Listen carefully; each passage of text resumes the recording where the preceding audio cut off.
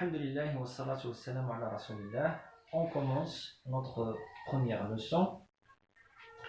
Donc, dans chaque leçon, on va présenter un ensemble de lettres. On ne va pas les présenter selon leur classification dans l'alphabet arabe, mais selon une autre classification pour faciliter leur apprentissage. Donc, on va les présenter selon leur ressemblance.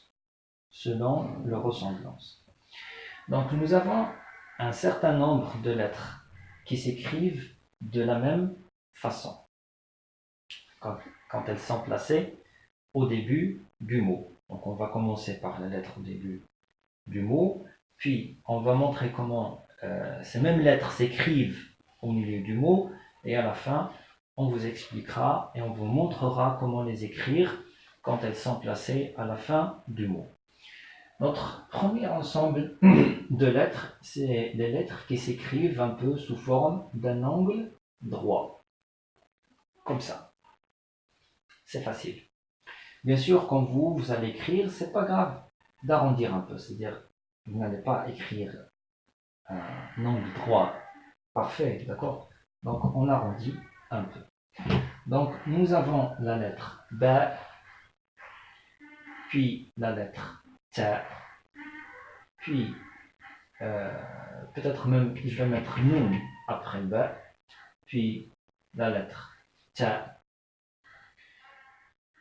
puis la lettre Lam, Harf al-Lam, et enfin la lettre Ya.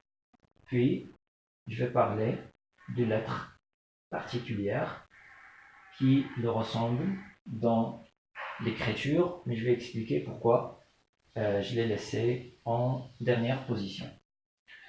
Qu'est-ce qui distingue le Ba des autres? C'est le point. Donc, c'est le point qu'on met au-dessous de la lettre.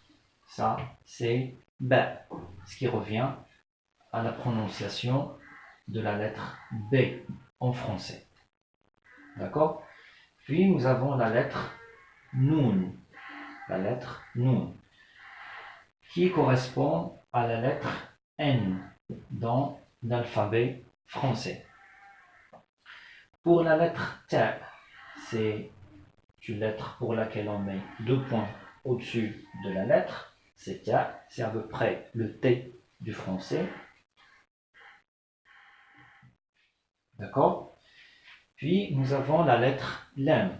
La lettre Lam, il faut un peu allonger. D'accord? C'est plus long de ce côté-là. Alors pour cette lettre, Lam, donc si on écrit le L majuscule du français, ils se ressemblent. D'accord?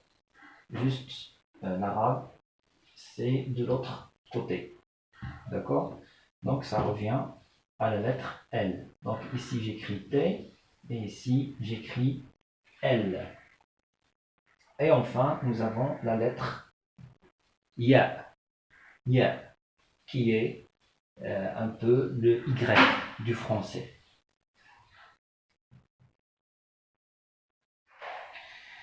Cette lettre peut jouer le rôle d'une voyelle comme elle peut jouer le rôle d'une consonne.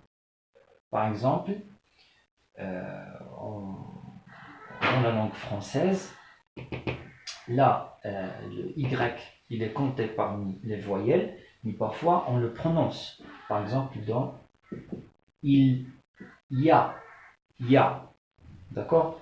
Donc ici, ça n'a pas joué le rôle d'une voyelle, mais plutôt celui d'une consonne. Alors, un petit truc pour mémoriser ces lettres, si vous lisez de la droite vers la gauche, vous allez trouver les lettres ou les consonnes de la marque Bentley, la marque des voitures Bentley. D'accord? Donc maintenant, vous imaginez que quelqu'un vous a offert une Bentley. Ça peut arriver. Donc, qu'est-ce que vous allez dire en anglais? C'est une marque anglaise. Qu'est-ce que vous allez dire en anglais? Thank you. Thank you. Donc, c'est notre dernière lettre. Je l'ai laissé en dernière position parce qu'il n'y a pas de lettre équivalente dans l'alphabet français. Cette lettre, ça se lit harf al-tha, comme dans thank you ou dans le mot mouth. Donc, pour la représenter par les lettres de l'alphabet français, donc on écrit harf al-tha, puis on écrit un th pour montrer qu'on la prononce tha, tha. Donc, c'est notre premier groupe de lettres, premier ensemble de lettres. On les a présentées sous cet ordre pour faciliter leur apprentissage. L'exercice que je vous propose de faire chez vous, c'est d'écrire une ligne de chaque lettre. Donc, par exemple, vous allez écrire une ligne. Vous allez écrire toute une ligne de la lettre ya. Sur ce, prend fin la première leçon. Inch'Allah, on se rencontre dans une deuxième leçon. Salam alaikum wa rahmatullah.